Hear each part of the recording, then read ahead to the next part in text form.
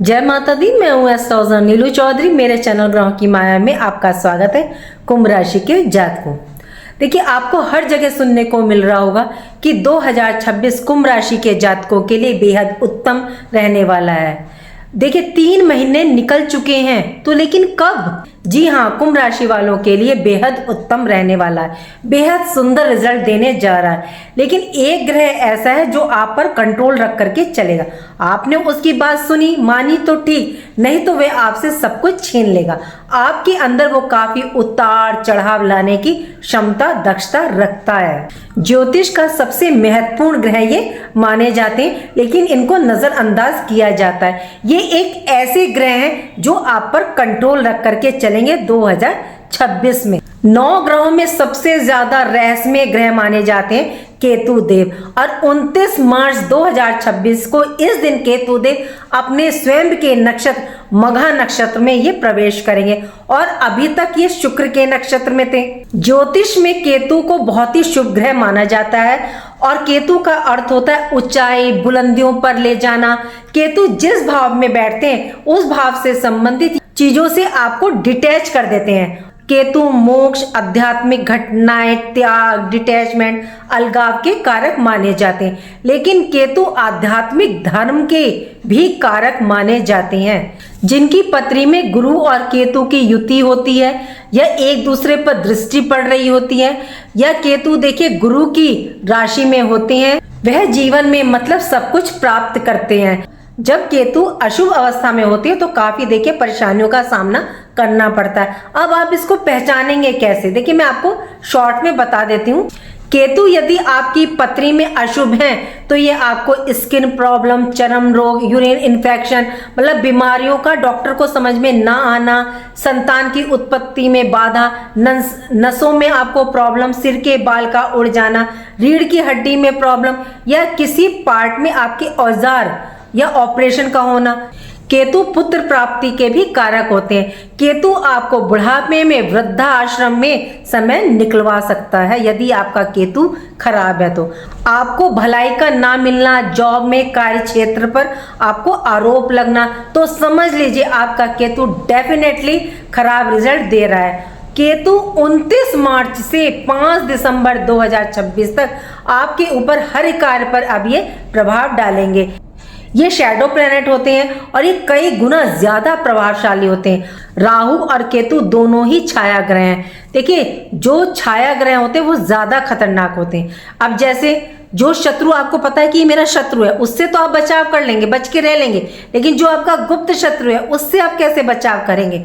वो तो आपको कहीं भी नुकसान पहुंचा सकता है। सेम ऐसे ही राहु और केतु होते हैं। राहु और केतु दोनों का परिवर्तन हमारे जीवन में महत्वपूर्ण रोल अदा करता है। देखिए हम राहु की सबसे ज्यादा बात करेंगे, हम शनि की बात करेंगे, अब तो गुरु बृहस्पति की भी बात हो रही है, लेकिन केतु की कोई बात नहीं करता। जबकि सबसे ज्यादा ये एक्टिव रहने वाले हैं 2026 में। क्यों? क्योंकि हिंदू कैलेंडर के अनुसार इस वर्ष के जो राजा हैं वो देवगुरु बृहस्पति हैं, और ज्योतिष में कहा जाता है कि केतु को यदि शुभ रखना है, उससे रिजल्ट प्राप्त करने हैं, तो केतु को देव गुरु बृहस्पति से जोड़ दें। तो देखिए केतु देव बहुत लंबे समय के बाद अपने स्वयं के नक्षत्र मघा नक्षत्र में ये प्रवेश करेंगे। देखिए जब कोई ग्रह अपने स्वयं के नक्षत्र में प्रवेश करता है तो वो बहुत ज्यादा प्रचंड शक्तिशाली हो जाता है, उसका रूप बहुत ही रौद्र हो जाता है, यानी कि वो जिंदा हो जाता है। 2024 और 25 आपके लिए बहुत ज्यादा अच्छा नहीं बीता।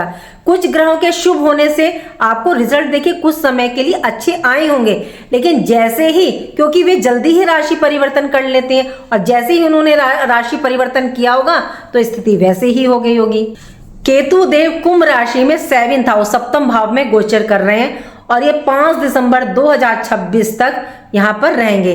तो इनका महारौद्र रूप आपको देखने को मिलेगा। केतु देखिए जहां होते हैं वहां थोड़ा सा ये अधूरापन देते हैं।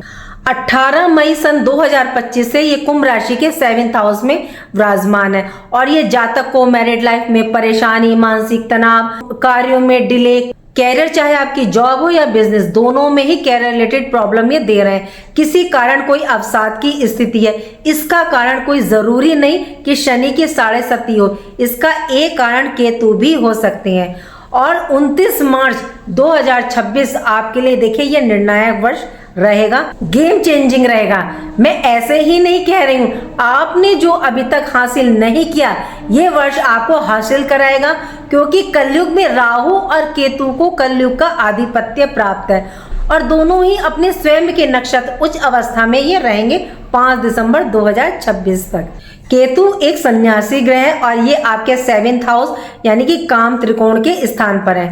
केतु स्वयं मोक्षार्थी हैं, लेकिन केतु बार बार हमें रोकते हैं, रुकावटें भी ये प्रदान करते हैं। अभी ये सिंह राशि में है जिसके स्वामी सूर्यदेव हैं, ऊपर से ये शुक्र के नक्षत्र में है। तो एक सन्यासी का भोग विलास धन नेम फेम से क्या लेना देना, इसीलिए इस नक्षत्र में केतु ने आपको कोई भी रिजल्ट प्रदान नहीं किए। जैसे ही ये 29 मार्च को ये अपने स्वयं के नक्षत्र मघा में आएंगे तो और 5 दिसंबर 2026 तक रहेंगे, तो ये मतलब अपने तरीके से ढंग से अब ये कार्य करेंगे।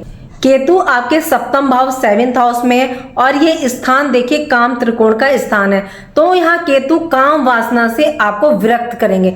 राहु देखिए ऐसी चीजें परिस्थिति उत्पन्न कर सकती हैं। केतु आपके 7th हाउस में अपने नक्षत्र में आएंगे तो ये आपको कैरियर से जोड़ेंगे। इनका प्रभाव सिर्फ कैरियर की उन्नति को लेकर के रहेगा। ये समय आपको भोग्य से वैराग्य की ओर ले जाएगा।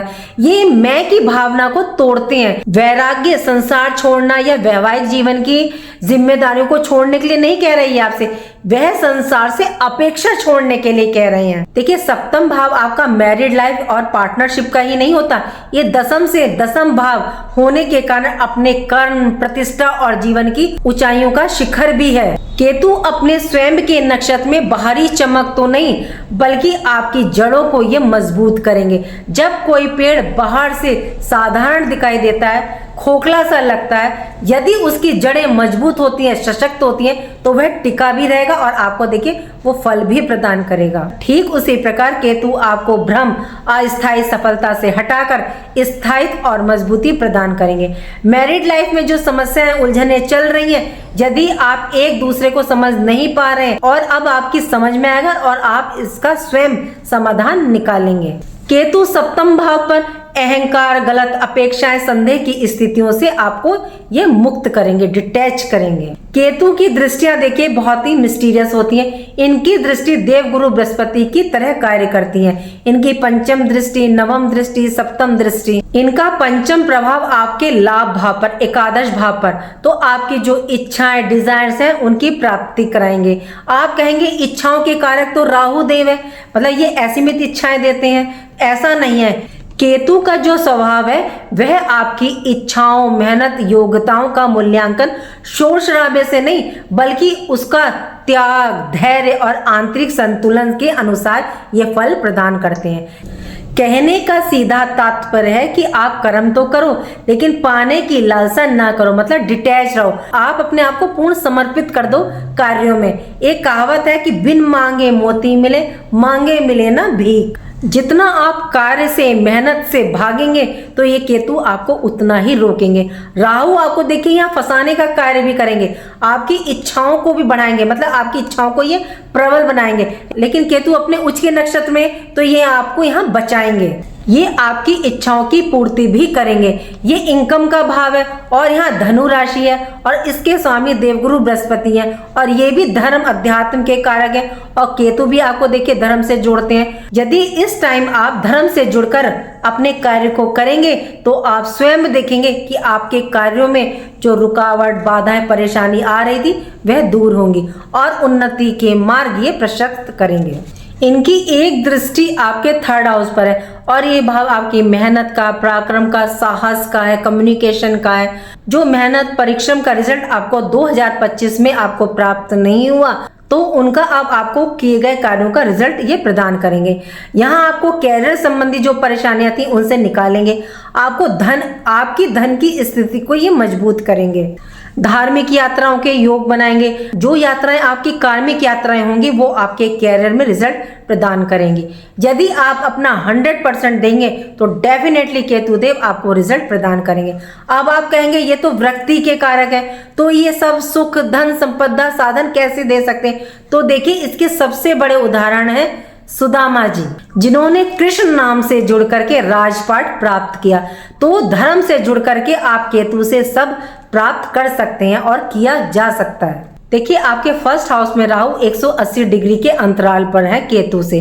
केतु देव बैठे हैं आपके 7th हाउस में, तो मानसिक टेंशन को ये दूर करेंगे। लेकिन ध्यान रखिएगा कि किसी भी इस टाइम आपको विवाद में नहीं पड़ना है और किसी की भी झूठी गवाही आपको नहीं देनी है। यदि आपकी पर्सनल हॉरोस्कोप में केतु की पोजीशन खराब है, यदि आप मांगलिक कार्य करते हैं या उसके बाद घर में परेशानी आती है या कुछ समस्या आ जाती है, तो डेफिनेटली केतु की पोजीशन आपकी खराब है।